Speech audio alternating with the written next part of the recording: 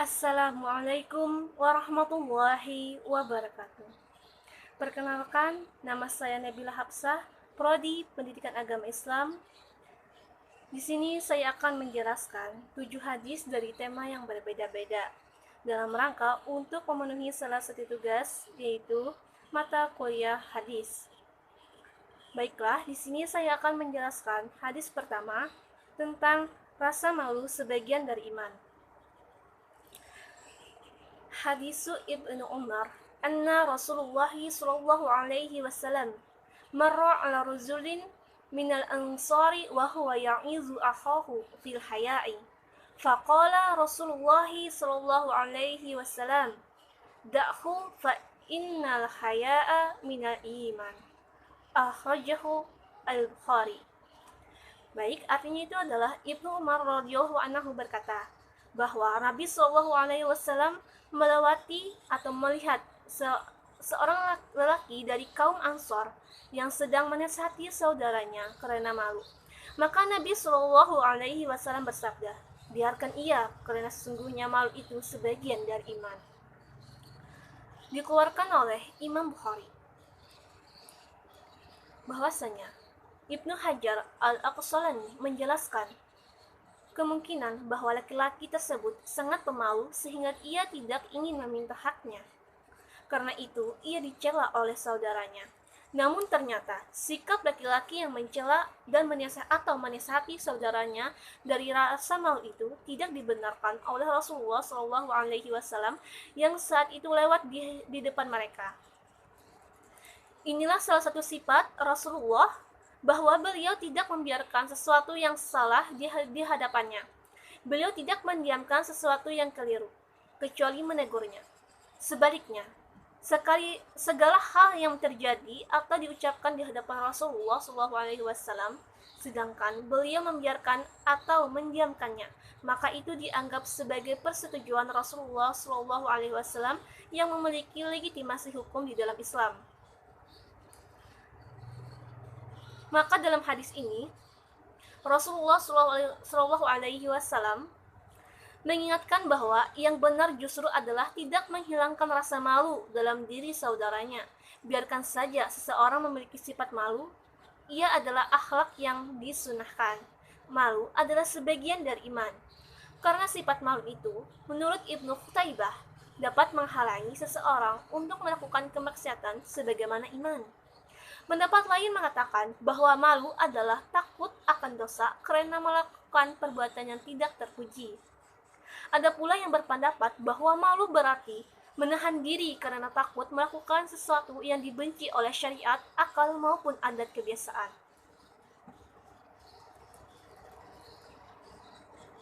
Dapat diambil poin penting dari penjelasan hadis tersebut. Yang pertama yaitu kaum muslimin hendaknya selalu menasihati atau memiliki semangat untuk saudaranya dalam mengingatkan dengan penuh kasih sayang dan tidak berdiam diri dari kesalahan.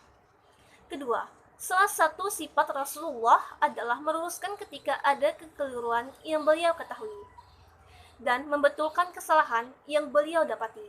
Sehingga ketika Rasulullah diam terhadap sesuatu yang diketahui beliau, maka itu berarti takrir atau persetujuan dari beliau. Ketiga, hendaklah seorang muslim memiliki rasa malu, karena malu tersebut adalah sebagian dari iman, dan menjaga sifat itu tetap ada pada dirinya. Baik, adapun hadis kedua itu tentang cinta sesama muslim sebagian dari iman. An Ansin radhiyallahu anhu, anin Nabi sallallahu alaihi wasallam, qala la yu'minu ahadukum hatta yuhibbu li akhihi ma yuhibbu li nafsihi. Rawahu Bukhari wa Muslim wa Ahmad wa Nasa'i. Artinya, diriwayatkan dari Anas radhiyallahu anhu bahwa Nabi sallallahu alaihi wasallam bersabda, "Tidaklah sempurna iman seseorang di antara kamu sehingga ia mencintai saudaranya sebagaimana mencintai dirinya sendiri." Hadis riwayat Bukhari, Muslim, Ahmad dan Nasa'i. Adapun penjelasan hadis Nabi SAW menerangkan perlunya setiap muslim untuk memupuk rasa kasih sayang antar sesama. Sikap kasih sayang itu dapat terwujud dalam bentuk tolong-menolong dan saling menghargai antar sesama. Apabila ada saudara kita yang mendapatkan musibah, maka kita berupaya membantu meringankan beban orang yang mendapatkan musibah itu. Demikian pula, apabila saudara kita mendapatkan kebahagiaan, kita turut berbahagia atas kebahagiaan yang didapatkannya. Setiap manusia memiliki sifat tabiat yang sama dalam hal mencintai keutamaan, keindahan, pengetahuan yang luas, tempat yang tinggi, kemuliaan rumah yang indah, anak-anak yang baik, suami yang soleh, istri yang solehah, kerabat dekat, kendaraan yang bagus, teman yang baik, dan berbagai hal yang menyangkut kebaikan dan keutamaan yang akan menjadikan manusia hidup dalam ketentraman dan kesenangan. Semua itu akan terus diupayakan menuju untuk mencapainya. Maka apabila semua hal menyangkut kesenangan, keindahan, dan kenyamanan yang akan menjadi impian setiap manusia dan menjadi keinginan atau kecintaan, tentu setiap orang akan berusaha menggapainya. Sebaliknya, setiap manusia tidak menghendaki terjadinya kemiskinan atau kekurangan harta, benda, musibah yang menimpa diri, keluarga dan kerabat dekatnya, serta semua hal yang tidak dikehendaki manusia. Untuk itu manusia selalu berupaya agar hal-hal yang dikehendaki itu dihindari dan diupayakan tidak terjadi. Adapun hadis ketiga yaitu memelihara silaturahmi. Hadisul Anas ibnu Malik radhiyallahu anhu qala sami'tu Rasulullah yaqulu man sarahu ay yubsata lahu rizquhu aw yunsa'alahu fi atharihi falyasil rahimah. Dari Anas bin Malik radhiyallahu anhu berkata, aku telah mendengar Rasulullah shallallahu alaihi wasallam bersabda, siapa yang ingin diluaskan rezekinya dan dilanjutkan umurnya, maka hendaknya menyambung hubungan silaturahmi. Dikeluarkan oleh Bukhari dan Muslim. Penjelasan hadis. Silaturahmi merupakan sarana untuk memperoleh ridho dan pahala di sisi Allah, sekaligus sebagai media untuk mendapatkan kelapangan rezeki di dunia.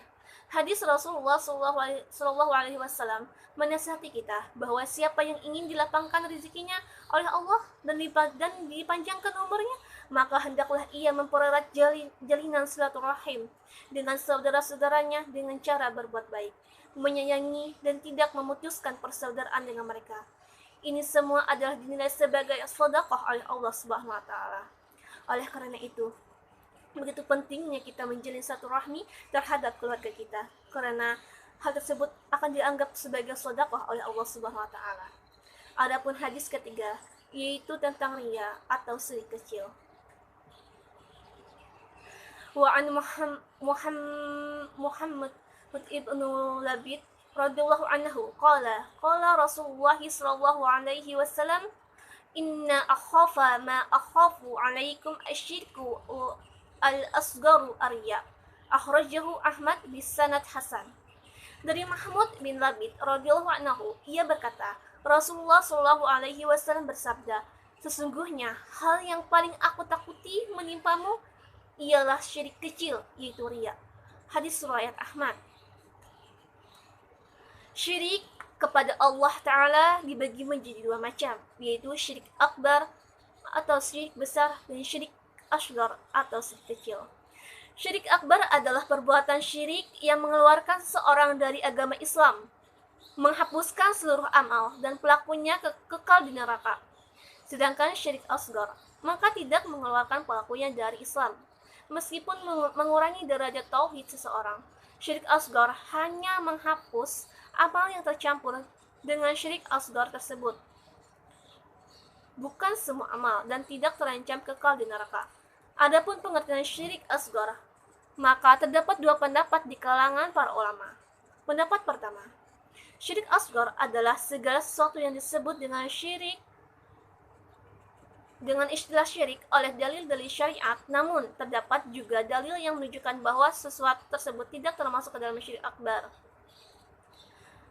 Yang dimaksud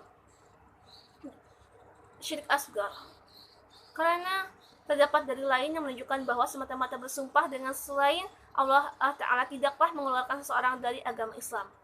tersebut adalah contoh dari syirik asghar dari pendapat pertama. Adapun pendapat kedua, syirik asghar adalah setiap sarana atau jalan menuju syirik akbar, meskipun syariat tidak menyebutkan dengan istilah syirik. Contohnya, seseorang bersandar kepada sesuatu sebagaimana dia bersandar kepada Allah Ta'ala. Akan tetapi, dia tidak menjadikan sesuatu tersebut sebagai sesembahannya. Maka ini adalah syirik asghar karena penyandaran hati ini yang persis dengan bersandarnya hati kepada Allah Ta'ala. Pada akhirnya akan menyebabkan seseorang terjatuh ke dalam syirik akbar. Hadis kelima yaitu pentingnya kejujuran.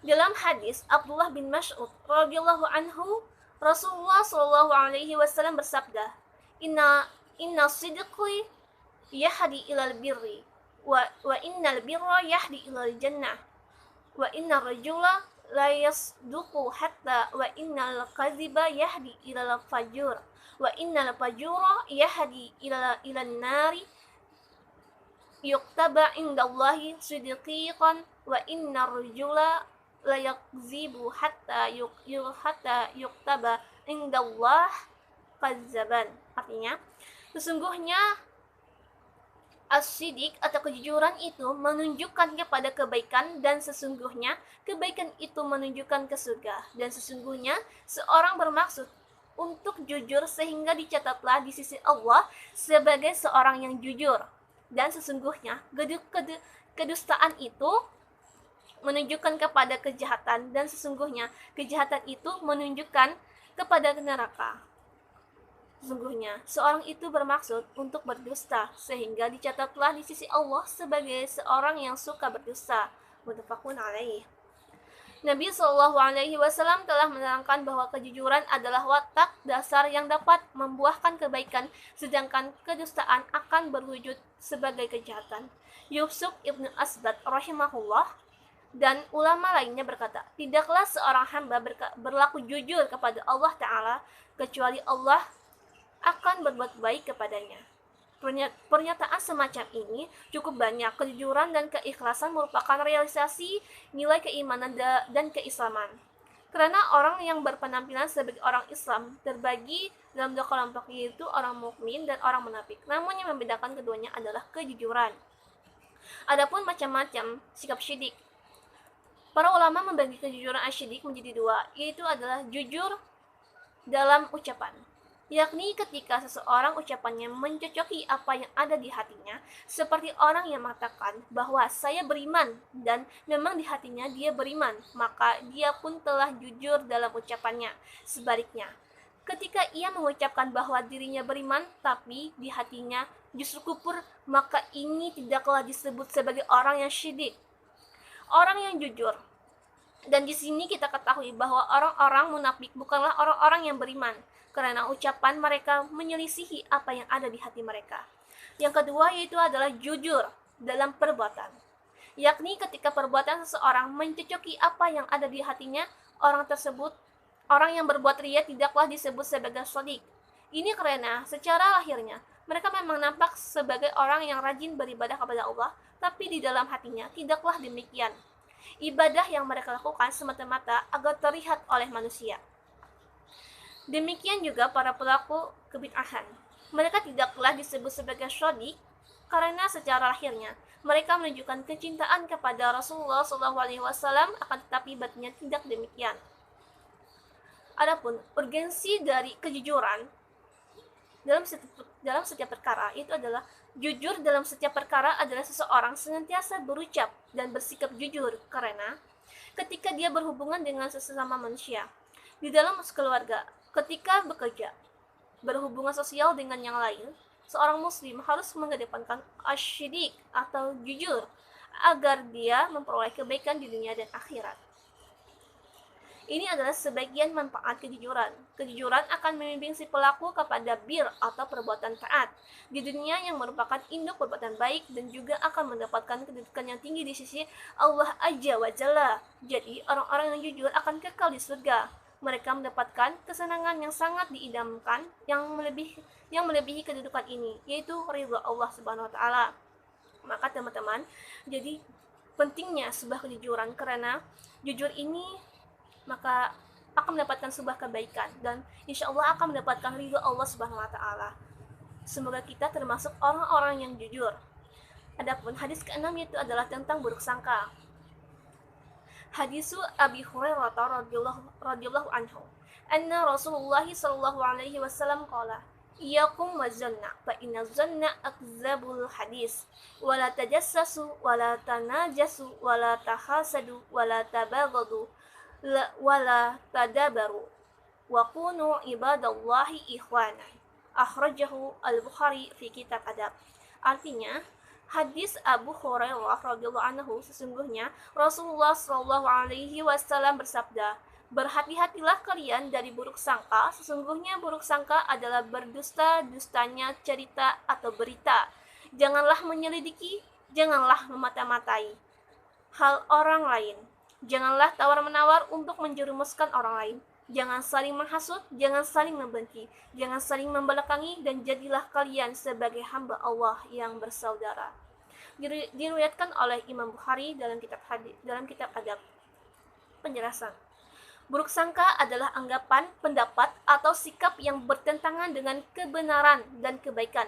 Orang yang berburuk sangka berarti adalah orang yang memiliki anggapan, pendapat, atau sikap yang buruk terhadap suatu keadaan atau seseorang, di mana keadaan atau seseorang tersebut sesungguhnya menunjukkan hal yang sebaliknya. Buruk sangka dibedakan menjadi beberapa jenis, yaitu pertama, buruk sangka terhadap diri sendiri merupakan sejenis kekurangan dalam berpikir sehingga memandang lemah dan rendah terhadap kemampuan diri sendiri. 2. Buruk sangka terhadap orang lain merupakan jenis buruk sangka yang lebih mudah untuk dipahami daripada buruk sangka terhadap diri sendiri. Buruk sangka terhadap keadaan. Anggapan terhadap keadaan yang selalu saja tidak mendukung menjadikan niat perbuatan baik menjadi sia-sia. Keempat, yaitu buruk sangka terhadap Allah yang terjadi kepada pemeluk agama Islam. Ketika merasakan bahwa Allah berbuat tidak adil terhadap kehidupan kita, maka pada saat itulah kita telah jatuh pada perasaan buruk sangka terhadap Allah Subhanahu wa Ta'ala.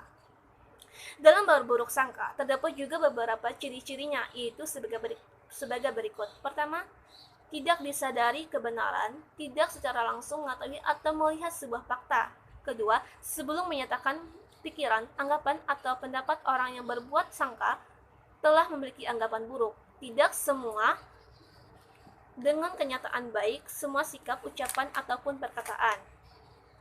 4. Didasari oleh pengalaman buruk dari orang lain. Adapun hadis terakhir, yaitu tentang larangan terhadap tengkulak. Wa an Anas radhiyallahu anhu qala naha Rasulullah sallallahu alaihi wasallam anil muhaqalati wal muhadarati wal mulamasati wal munabadati wal muzabadati. Rawahu Bukhari. Artinya, Anas berkata, Rasulullah sallallahu alaihi wasallam melarang jual beli dengan cara muhaqalah. Muhadarah, menjual atau menjual buah-buahan yang belum masak, yang belum tentu bisa dimakan. Mulamasah, menjual sesuatu dengan hanya menyentuh. Munabazah, membeli sesuatu dengan sekedar lemparan. Dan mujabanah, diriwayatkan oleh Bukhari. Penjelasan hadis yaitu adalah menjual kurma basah dengan kurma kering dengan takaran yang sama, dan menjual anggur segar dengan anggur kering atau yang dikenal dengan kismis dengan takaran. Dalam hadis di atas telah dijelaskan bahwa kelima jenis jual beli tersebut dilarang oleh Rasulullah SAW karena sistem jual beli tersebut dapat merugikan salah satu pihak. Sebagaimana dalam Sahih Bukhari, hadis nomor 2312 juga dijelaskan mengenai terlarangnya jual beli yang merugikan salah satu pihak karena di dalamnya mengandung riba. Hadis tersebut diriwayatkan oleh Abu Sa'id Al-Khudri bahwa suatu ketika beliau membawa kurma kepada Nabi, kemudian beliau bertanya mengenai asal-usul kurma tersebut. Lalu beliau menceritakannya bahwa kurma tersebut berasal dari akad jual beli kurma kering 2 syah dan kurma yang baik 1 syah. Lalu Rasulullah bersabda, hati-hati, ini riba, jangan lakukan.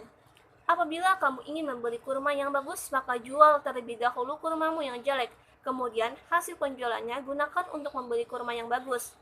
Dr. Harun Harowen mengatakan bahwa dalam syariat Islam ditetapkan hak khiyar bagi orang-orang yang melakukan transaksi